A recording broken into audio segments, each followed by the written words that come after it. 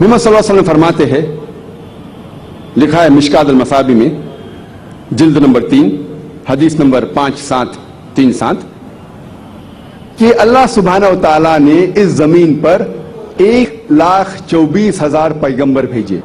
لیکن جتنے بھی پیغمبر محمد صلی اللہ علیہ وسلم کے پہلے آئے وہ صرف اپنے قوم کے لیے تھے، اور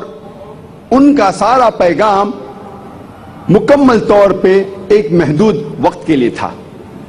لیکن کیونکہ محمد صلی اللہ علیہ وسلم اللہ سبحانہ و تعالیٰ کے آخری پیغمبر ہے، وہ صرف مسلمان یا صرف عربوں کے لیے نہیں بھیجے گئے تھے۔ اللہ تعالیٰ فرماتے ہیں سورہ انبیاء میں سورہ نمبر 21 آیت نمبر 107 وَمَا أَرْسَلْنَاكَ إِلَّا رَحْمَةً لِلْعَالَمِينَ کہ ہم نے محمد صلی اللہ علیہ وسلم کو بھیجا رحمت بنا کے سارے عالمین کے لیے، سارے انسانیت کے لیے۔ اللہ تعالیٰ فرماتے ہیں سورہ سبا میں سورہ نمبر 34 آیت نمبر 28 میں وَمَا أَرْسَلْنَاكَ إِلَّا كَافَّةً لِلنَّاسِ بَشِيرًا وَنَذِيرًا ہم نے محمد صلی اللہ علیہ وسلم کو ایک عالمی پیغمبر بنا کے بھیجا تاکہ وہ لوگوں کو سیدھی راہ دکھا سکے اور برائی سے روکے۔ کیونکہ محمد صلی اللہ علیہ وسلم آخری پیغمبر تھے، وہ صرف عربوں یا مسلمانوں کے لیے نہیں بھیجے گئے تھے لیکن ساری انسانیت کے لیے۔